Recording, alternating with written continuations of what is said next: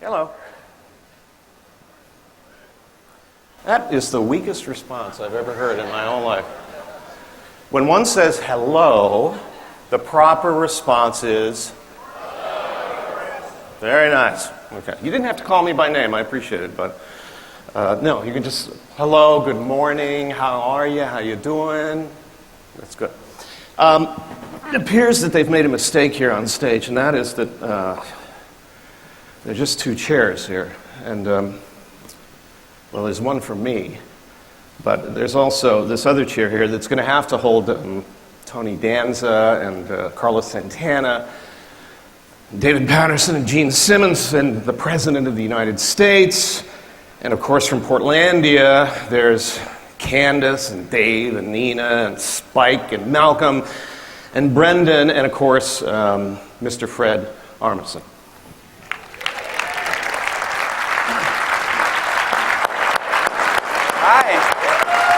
Hi guys, hello. How are you? Hi. That was nice. That was very nice. How are you guys? I've always wanted to come to these. I've always had to work on the weeks that these events have happened, but I've always wanted to come. I can't believe I get to sit up here. But hi everybody. I can't believe how early you're up. I can't believe how early I'm up. I never thought this would be this early. I thought, oh yeah, I'll do that. That sounds great. In San Francisco, show up, roll in around 7 p.m. But we're all up early. That's good. Do y'all have coffee and breakfast and everything? The thing I wanted to talk about right off the bat is the way that we listen to music. I just want to make this really quick. No, please. Take as long as you like. I see some people have some music on their iPhones, but the iPod Classic is the way to go if you want to listen to whole albums. And a good thing to try out. You know, it's easy to kind of flip through all your favorite songs or whatever, but I don't like when people sort of lecture as to how you should do things and how you should listen to music, but a good practice to do is to listen to an entire album, because that's the way that they sort of designed it. And even through the songs that you don't like very much, just listen all the way through, because then it's a whole piece. It's a much better experience. So, okay, well, you're a musician. Let's talk about music first. Okay, I'm sorry. I didn't mean. I just wanted to. I just thought of that, and I just wanted to get that out of the way. No, I think it's good. Because you were a drummer. You still are a drummer. I'm still a drummer, yeah. And mostly punk rock. Yeah. But you could play other styles as well. Not well. I would say punk and some Latin, some salsa music. But there are people who are great jazz drummers. I am not that. There's people. Rock drumming isn't the hardest drumming to do. Well, you still have to keep time, which for some people is impossible. I'll tell you something. I am not a great timekeeper. Oh, really? And when I was in a band in Trenchmouth, my tempos were all over the place, and even with Blue Man Group, my tempos were all over the place. But I love the drums, and my favorite drummers, I don't think, kept great time. Like, I like the sort of cacophony and the mess of a messy drummer, because a drummer should be a mess. It should be a spectacle, Right. So I admired drummers who were a spectacle and who didn't necessarily keep great time. But it's the sort of job. It's the job of the drummer to steal focus and to steal. When you go to pay to see a show, you want to see. It should be. It should be a mess. So you're more of a Keith Moon guy versus a Charlie Watts guy. Yeah, although Charlie Watts, what a great drummer. And Charlie Watts actually, in his own way, I think takes a lot of focus. Just in how he has so much style. Right. And he's got such a signature on the way that he plays that in his own way, I think I saw the Rolling Stones recently, and I was focused on Charlie Watts. Right. And there's something, he's very upright, which kind of, he's sort of in the center, he's actually center stage, while everything else is going on. He's just right in the front, sort of higher than everyone else. But also, the way his posture is such, you could sort of imagine him in like a hunting coat on the back of a stallion, just sort of, he could be hunting foxes as much as he's drumming, because there's no big motion in what he does. But he's just like solid as a clock. And he's very controlled, and he's never sweating. He doesn't sweat it for, he's never just struggling to play. Well, It's I think Keith it's Richards total has control. extracted all the sweat from him for Yeah. other purposes. Yeah, I think it's gone that direction. But, yeah. Okay, well, I didn't really intend to talk about music, but I'm glad we did, because I love talking about music. Are you a musician? I am. I'm a keyboard player. Oh, great.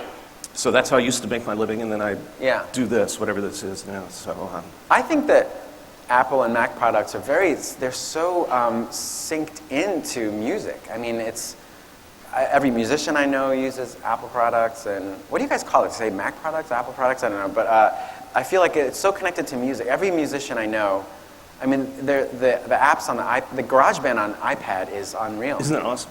I've written sketches on it. I've like recorded things onto my iPad and just transferred it over for sketches, just for music ideas. It's great. Yeah, actually, last night I did a rapid fire session. I showed people how to play Louie Louie on their iPad in 5 minutes. Yeah. And people could. I mean, it wasn't like this impossible task at all. It's just like, it's 3 notes, right? And just do that, and you can. Yeah. You could also just jam freely on it. Like, I think there's a synth app. I don't know if it's a Moog one, but there's a synth one that I forgot the name of. But it's really, really good. Yeah. And you just set it up, and as an instrument that you could just play and not even record, iPads are great for that. Well, okay, let's see if we can make the two go together. Because you are a musician. Do you have and Carrie's a musician as well. So Carrie Brownstein, the co-star of Portlandia. Sorry, everybody knows the show, right? Do you all watch faithfully? And you've heard of Saturday Night Live, right? It's trying to get it off the ground, but I think they're doing all right. So you and Carrie are both musicians. Having that musical background, when you're writing or when you're performing, I mean, timing is so much of both music and performance. Do you see that skill coming from drumming and Carrie's skill as well, coming into your writing or in your performing? Yeah, I mean, Jonathan Kreisel, the director, also has a very musical sense as well. And the three of us kind of put the show together. I mean, everyone does on the crew and everything. But we approach it very much like being in a band, where each season kind of seems like an album. Even each episode is kind of like an album with the songs, with some songs having this sort of highs and lows, and the rhythm of it is it's all very musical, and the way we approach it is very much, and it's just because that's the way we are. Right. And as far as timing, I mean, that's just with comedy in general, and the editors as well, they have a sense of rhythm that is different. I mean, they elevate the show to another level. Mm-hmm. Well, in terms of timing and technology, when you write, I mean, you said you write on your iPad every so often. How collaborative is the writing on the show? Extremely. Okay, so do you actually still get together in a room and bang ideas each other? We have a very traditional writing room where we actually we shoot the whole show in Portland, but we go to LA, where John, the director, lives, and we're at in a writer's room with a bulletin board and with cards, and it's a lot of work. I love it, but we do go in every day and just we talk to each other and we figure out what is a possibility for a sketch. Is this going to work? It's definitely that's where a lot of the work is. Well, as musicians often work in that way, but every so often they have to work remotely as well. So you're like passing your drums off to the guitar player, and the guitar player has to add something. Do you ever have to do that because you're on SNL and you need to do something for Portlandia at the same time? You sort of sketch out a sketch and send it off and see what comes back? In a way, there's a lot of trust that way. Primarily, I would say that's where the editing is. So we shoot all this stuff and we just do sort of hand it over. So then they make another show out of it. Yeah. So there's that's where I would say we do most of the handing off. Okay. But we've got such a talented crew of people, the costume designer and the people who do all the artwork for it. I mean, there's a lot of handing off, and it helps the show.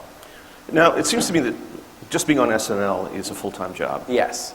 Being on Portlandia. Being on SNL is like it's like 10 full-time jobs. Yeah, so now you've added another 5 or 6 with Portlandia. So how do you, one, do you sleep? 2, when you are sleeping, are you working? I mean, how do you manage this? I work all the time, even on days off. Even coming to San Francisco, I had a day off yesterday, but we filled it with doing press things because I love doing it so much that I just want every waking moment to be working on something. I love comedy. I've always loved TV. I've always loved music. And so to grow into getting to do it, it's a, as show busy as it sounds, it's a huge, huge privilege. You know, I'm extremely lucky to do it at all. Right. So I don't think of it as like, well, I've got to do this job. It's like, if I get to do Portlandia, fantastic. Even promoting is part of the job, and I just love it. So when do you actually do that? So you have the season of SNL, you concentrate strictly on that, and then you do the Portlandia. We do SNL September through May, and then Portlandia, as soon as I'm done with SNL, we start writing right away. So that's all summer. I spend the whole summer in Portland, and then we're done by, September. It's just, it's literally, I'll fly 1 or 2 days late after we're done. Right. I want to talk about one SNL sketch that I think everybody in this room knows because it went viral immediately. And that is the one where the iPhone 5 came out. And there are people from the press there who are complaining about the little any niggling thing, and then you play one of the Chinese workers who actually has to build these things. So first of all, how close to home did that strike you? I mean, are you one of those guys who picks up a piece of technology and goes, huh? No. I'm the opposite. Yeah. I buy products without even knowing what they are. I'm like, I can't believe the new iPad's coming out. And I remember not even understanding what the iPad was at first, and I just bought it excitedly. I'm amazed. Even when I open up a sort of any app, I'm psyched. So I'm the opposite. I'm just happy for the way it looks. I just like the way all that stuff looks. So I don't complain ever. Yeah. So how does the iPad work into your business? Well, I would say mostly for putting music together for the show. Also if I do stand-up comedy, I kind of write my ideas on there. And then for jotting down ideas, the sort of notes application, that's good for just kind of like, as the year goes along, like, okay, this could be an idea, this could not, So somewhere, I would say notes and all the obvious things that we all use. So what about, are there times where you won't use the iPad, but instead you still carry a laptop, or you find your phone is good laptop for is for when we have to type out a sketch, completely on Final Draft, and yeah. Okay. Yeah. I've noticed too, as I was preparing for this, that you don't participate in social networking. Yeah. And I understand why, but I'll ask you why. Well, it's kind of I have enough to do, and for me, my personality, it's too much of a distraction. Like I would get sucked into it too deeply. So there's a bunch of things that with Twitter, like there are comedians who are really good at one-liners and stuff. I'm not good at that, so I leave it to them to do that. IFC has a Twitter account, so if there's any announcements or anything, they take care of that. But otherwise, it's just like this distraction that becomes waves and waves of just an hour will go by, 2 hours will go by, and I kind of want to focus on, working. Right. So. Yeah, I don't do enough touring and stand-up to have a thing of hey, I'm going to be in town or whatever. So I think it's just for other people. I appreciate it and I like that it exists. I love how fast things get out, and there's a lot of support. It's a really good thing, especially for Portlandia. It's great, but it's just I remember I was on Facebook and all of a sudden I saw a picture of myself in high school. Someone posted hey, this is Fred, and I was like, that's a private thing. Yeah. You know what I mean? It was high school. I didn't go to that party to have that, so it's like... Also, I looked awful. We all looked awful in high school. So I'm just it's mostly like a privacy thing in a way, and then mostly it's just a time thing. Yeah. I'll just be on forever if I get on. Well, yeah, and I think that celebrities of your stature can go a couple of different ways. One is they go out and they get 1 trillion followers. Right. And you can't keep up with them anyway, so you have a PA, I guess, who does some of that stuff for you. Exactly. And in my case, a huge celebrity. Yeah. A shockingly huge. No, I'm getting a celebrity tan over here. Oh, yeah, Off here, it's burning the side of my face. Someone said godlike once, and I was like, Heavy but true. Yeah, I think it levitate here any Yeah. second. Yeah, but well, it's your off day, so you don't have to levitate. Yeah, right. that's Yeah. I think as I watch Portlandia, one of the themes seems to be obsession among your characters. Yeah. And I think there's a clip that I want to show, or have somebody show, that I think does that pretty well. So if you could roll that clip of our guest here being Roll it. obsessed.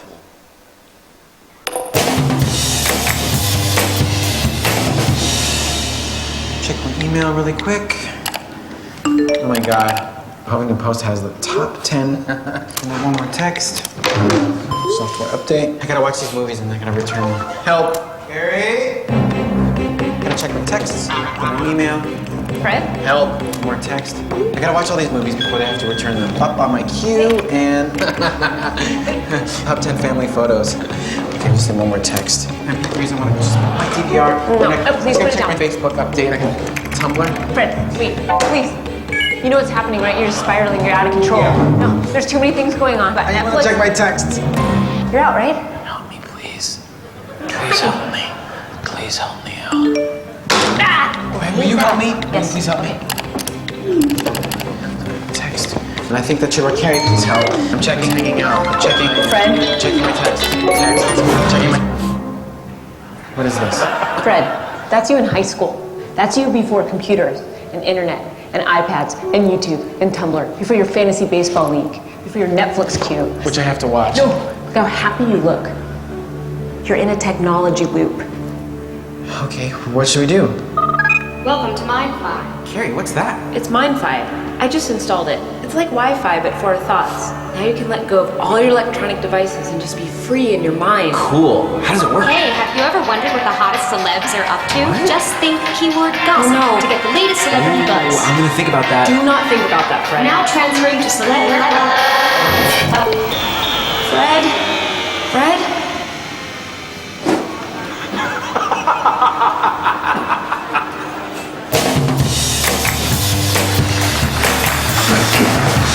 It's good. Definitely, you know, that's very much based in reality. I literally, recently, I've watched TV, iPad out, iPhone out, easily. That's way happened to me. Right? Has that happened to you guys at all? You know? Yeah! And they're proud of it too. You know, like, oh yeah, I Yeah. have 17 devices going at the same time. It's like another kind of activity. It's just like, you know, it's like eating or something. So, sort of the obsessive character, some of the characters on the show, does that come from you just going, oh yeah, I get caught up in these things, and this is Yeah. actually a very funny situation? Yeah, I mean, you know, Jonathan and Carrie and I, we are obsessed with. I mean, we're obsessed with TV. We're obsessed with all those things. So that was an easy one to do. Yeah.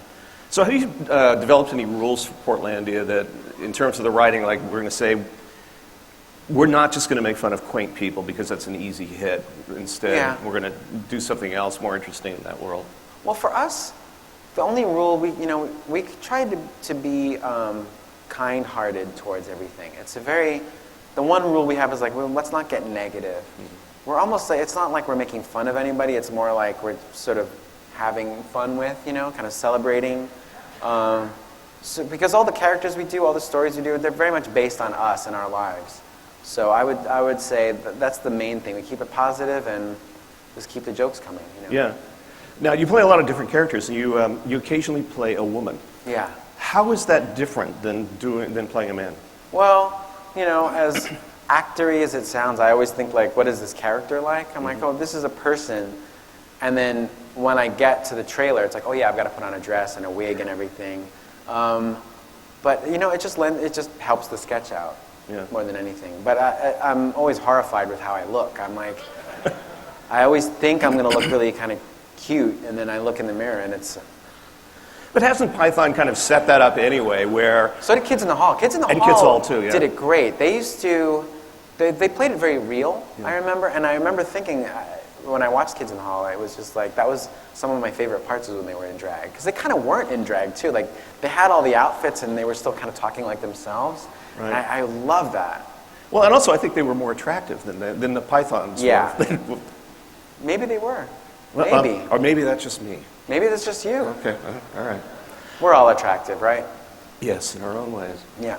I want to talk about Alec Guinness because you mentioned Alec Guinness in one interview you did, and you mentioned one of my very favorite movies, which is Kind Hearts and Coronets. Yeah. Kind Hearts and Coronets. And all the Ealing Studios stuff that he did, the Lady Killers and so on Yeah. and so forth. When I watched Kind Hearts and Coronets a couple of weeks ago, I noticed how wholly Alec Guinness encompasses a character. Yeah.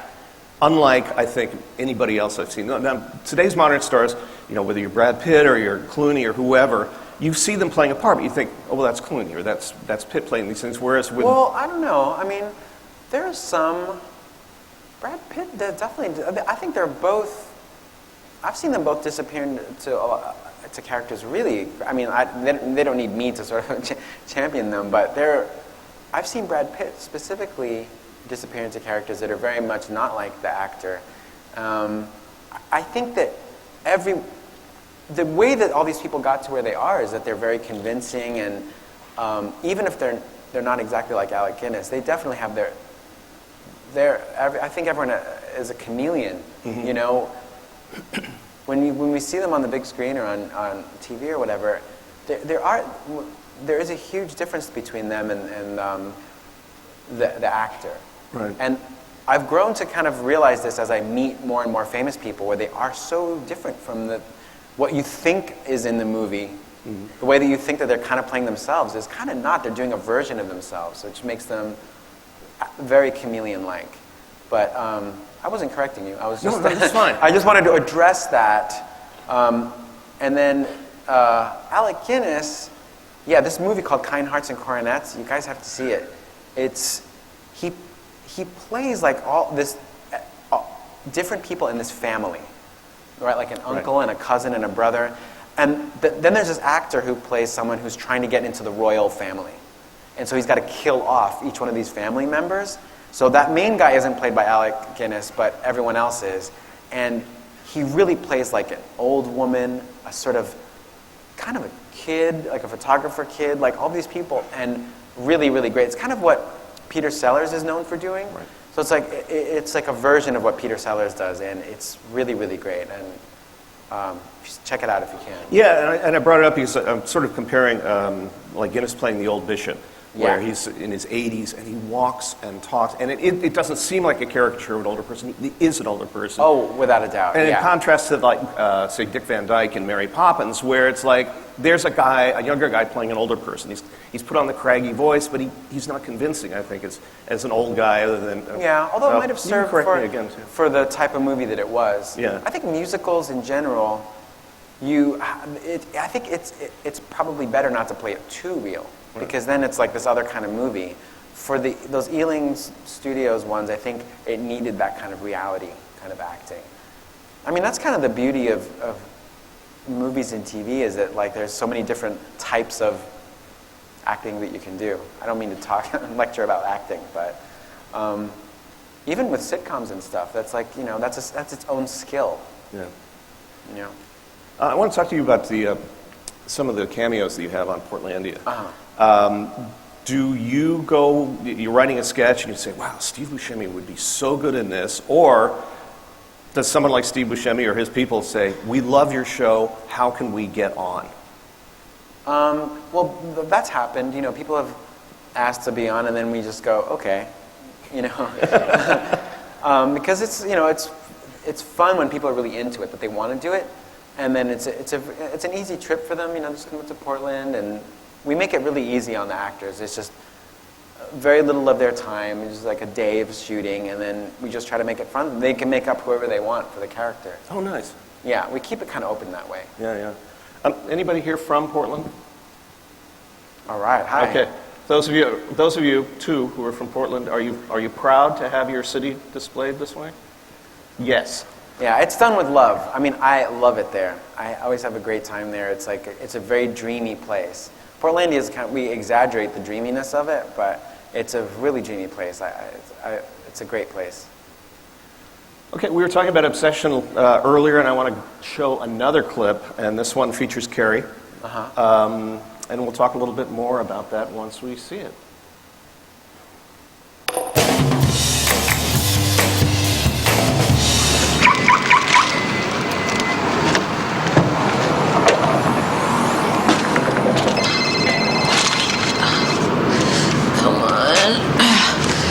Hello? Hey, Carrie, it's Today's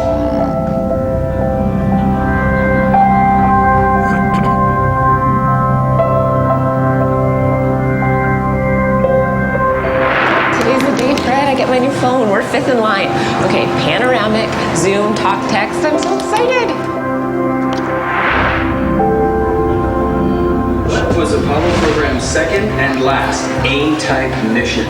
It's Apollo 9. I think it's 9. No, you guys, it's Apollo 6. Okay, good night. And good night to you. Where can we get brunch around here? Oh, look, there's a place called Fisherman's Porch. It's right nearby. No one's gonna believe us. I know. I'll take a picture with my phone. Hi, little goats!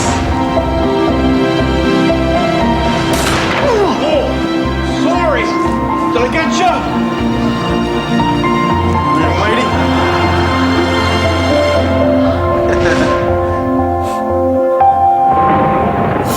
Carrie, where are you? I can't believe you're missing this. I'm having the best time right now.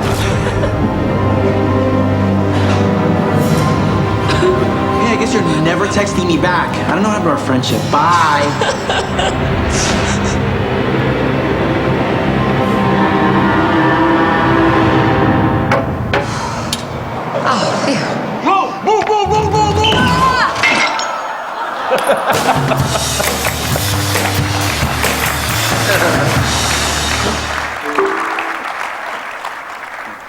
Oh, that's great.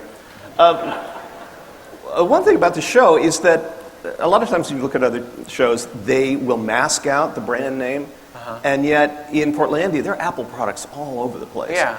And is that because, one, that those are the products that your characters would use, or you just love this stuff? Yes and yes. We put PCs in where it would be appropriate, like, you know, the DMV scenes and places like that. And then, you know, Apple's been really great with us about it. We just say, you know, we need the certain products for this, and they'll sort of lend us these computers and stuff and sort of take them back. And so for a little while we get to have, you know, some extra stuff. But they're just really nice about it. It's really interesting because they're also not pushy. They're not like, hey, make sure you get it out there. It's just very like, I just sort of write to them and, hey, can we use this and this? And they're like, okay. Well, I think they're pretty confident about how they're doing these days. So. Yeah.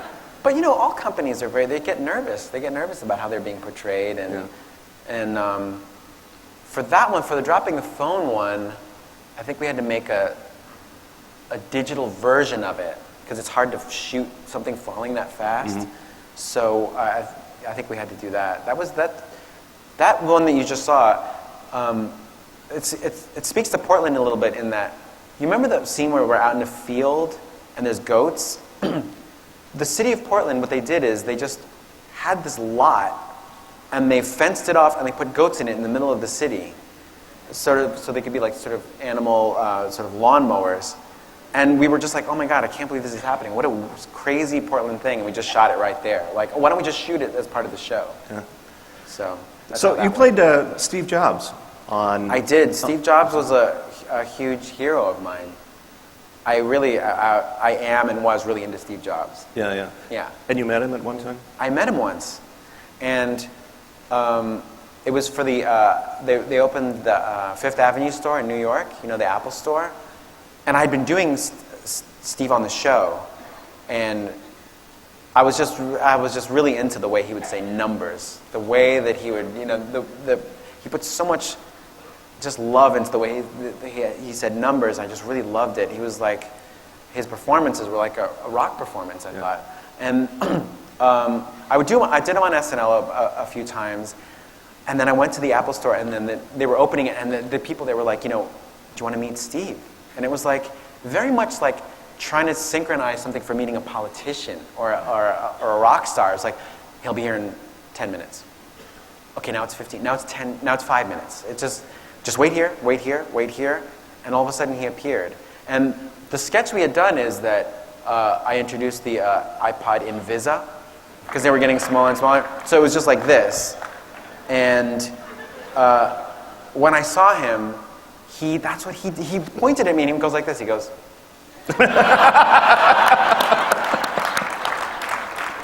And my girlfriend at the time took a picture of us together. We took a picture together.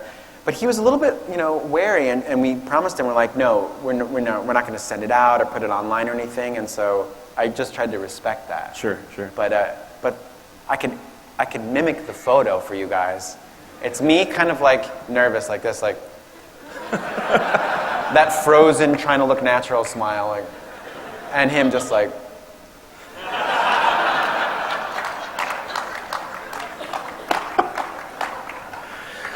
I was trying to mimic this part of his. All right, thank you. Nicely done. So, according to the internet, which is always right, you've been 11 seasons on SNL. Yeah. You've done 33 characters, and you've done 97 impressions. Yeah. Yeah, I mean, that's like, that seems incredible. So, in terms of the impressions, what is the shortest amount of time you've had to do? Like, you walk in on a Friday, and they say, you're going to be... Oh, that happens, that happens frequently. So how do you become that person in so short a time? Or do you just go, I'm going to depend a lot on the makeup to do this, and... Yeah, or you trust your memory. Mm-hmm. I remember once I had to do David Lee Roth, and that was it was late in the... I can't remember when, but it was not anything I'd ever done before. And you just kind of, you just remember back to high school or whatever, and then you just remember what he was like, and that's usually enough. Because you're only on for a little while, and you just get some of the basic stuff. And I remember I like looking at photos of people. That kind of helps an impression, because photos, for some reason, are so much more expressive than video. For some reason, a photo, you just fill in all the blanks of the way they move and the way they talk, and you just see someone, and you're like, okay, this is what this person is about. Now, is there a most... Like Ahmadinejad was like that. Ahmadinejad was all we had really was photos. There wasn't much video of him, but he had that like smile, and his eyebrows are always up. Every photo, his eyebrows are up, so that's all that was an easy one, So is it, what is the key element, or are there multiple key elements that you have to have? The look and the voice inflection and the sort of the rhythm of the voice? I guess, it's all that matters really is the sketch. It's how they write it and if it's funny. So accuracy is a little overrated, It's like, all you have to, I think you've got to have a good time, you've got to be happy, you've got to enjoy where you are, and like, I think a lot of the times, part of your personality has to come through. Yeah.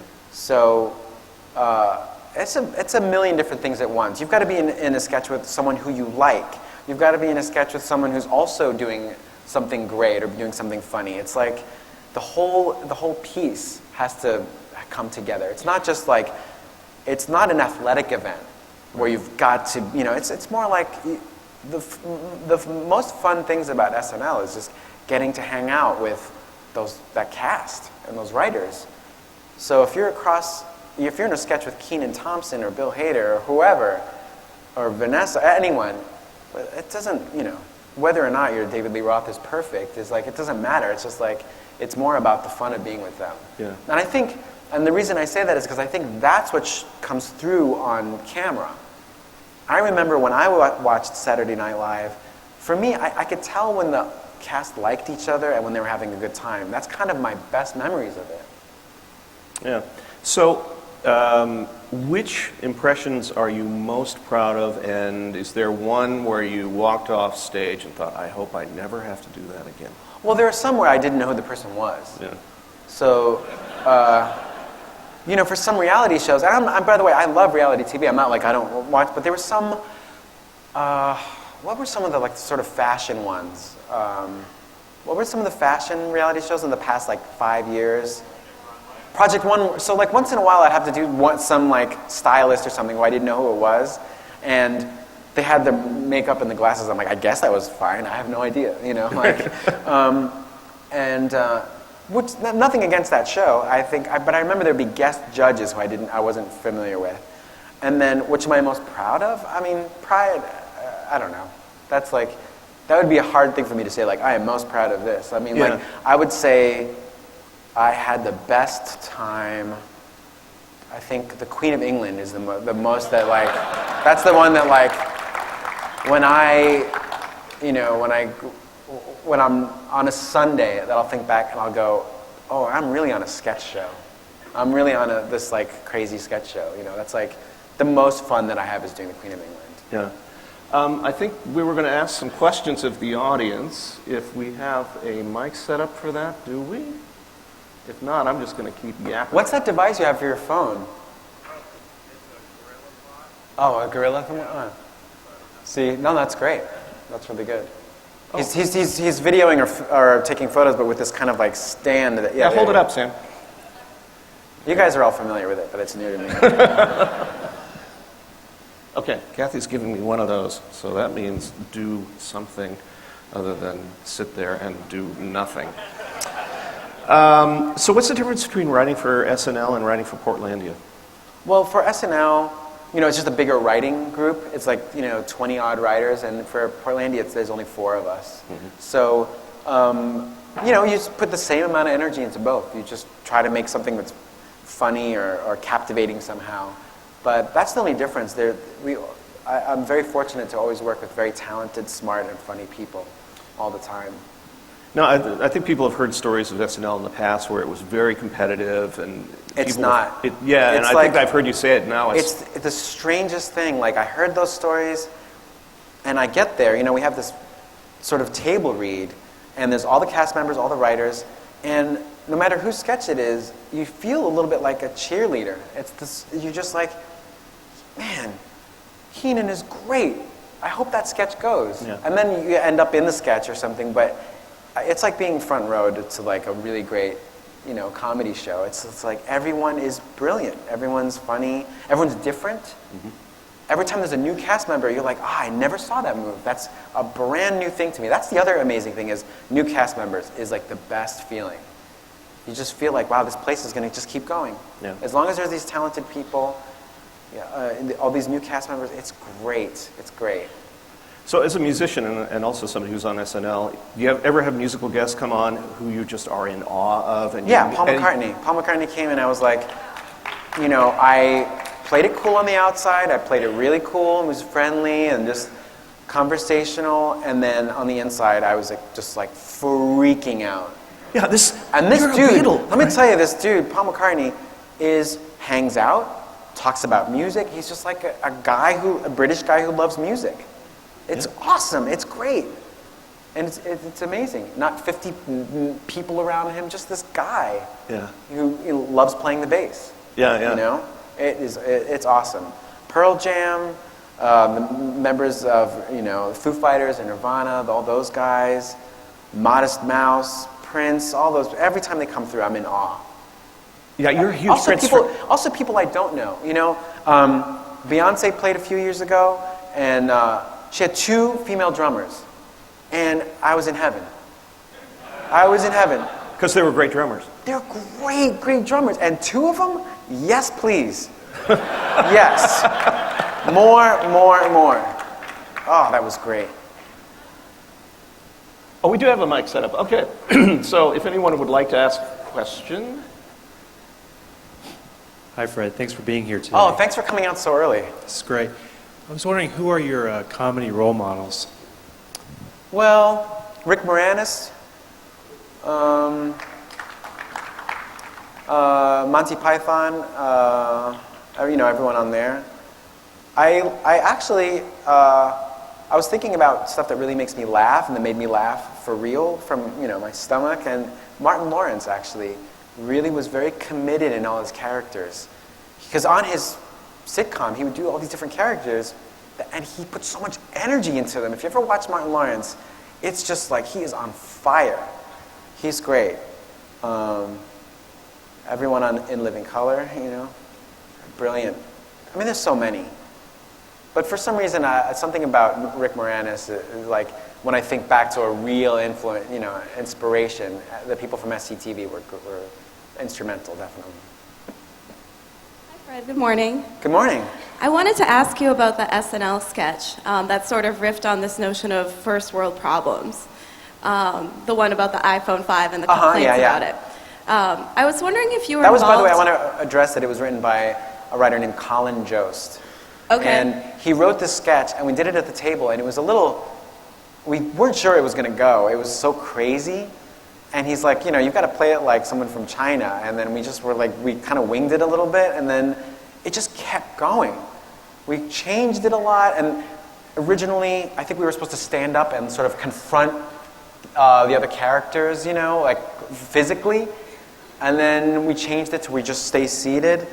So, so it went through different versions, but when it finally went on, we were all really happy with it. So Colin Jost wrote it. I was kind of wondering, as a fan of Apple products, what it meant for you to participate in a sketch that was sort of calling to light some of the critiques of the company.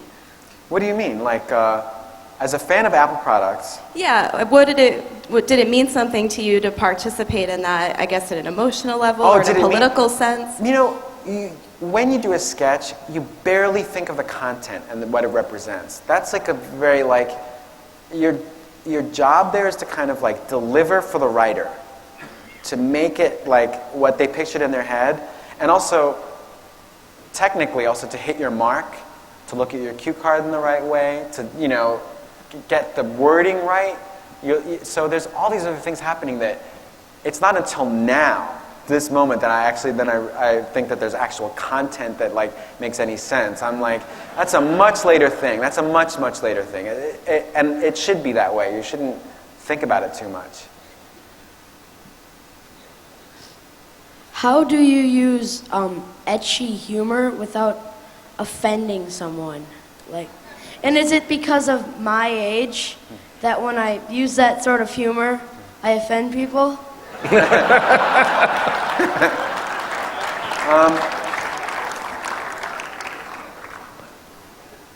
I would say a couple things.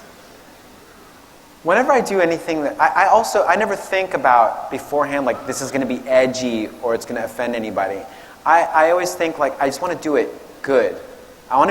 My main thing is I want to be convincing, right? And then if you feel like you're offending people, you might not be.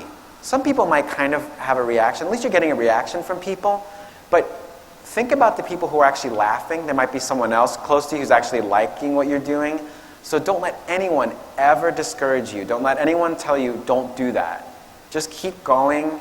And it's awesome that at your age, you're even thinking about comedy or saying something that's like engaging. There's a lot to be said about getting a reaction at all. So, number one, you've already succeeded, is that you're not boring anybody, So that's great. So I'll say to you, really, keep going and just think of your own stuff and just keep going. You're going to do great. Unless it involves gasoline and fire. Well, then again. Okay, I think we have time for one more question. Good morning. You were talking about the musicians earlier, and one of my favorite things in watching SNL is when you get the musicians involved in skits. Yeah. So I'm not really sure how soon you know that those musicians are going to be on the show as far as booking, but do you come to them, or many times do they meet you halfway and go, oh, we want to be in a skit? It's kind of both. Sometimes I like to do sketches where we're playing instruments and we play a fake band. Right. And in that case, if someone's around, I remember the Foo Fighters. No, actually, Dave Grohl was around, and I was like, "Will you play drums in this sketch?" And we played this like aging punk band, and he was in. So it's kind of like it is halfway because they could say no. Right. But sometimes the band will say like, "Hey, we're around if you want to do something." I remember with the Digital Shorts guys, Andy Samberg and those guys, like, and Akiva and Yorma, the musical guests would often say like, "We really want to be in a digital short," and they'd end up in one, because why not? The timing is right. They're around. Yeah, absolutely. Have you had one that surprised you more that you wouldn't expect to do? When Adam Levine was in the I Ran So Far, I had no idea they'd done that. I think that came together last minute. So I saw it for the first time when everyone else saw it. I was like, oh my God, he's in this video. It was a shocking thing that he was into doing it. So yeah. Okay, well, we have exhausted our time, unfortunately, because I've had just a ball being up here on stage. Oh, likewise. Thank you very much, you guys. And thank you very much for coming. Mr. Fred Armisen. Thank you.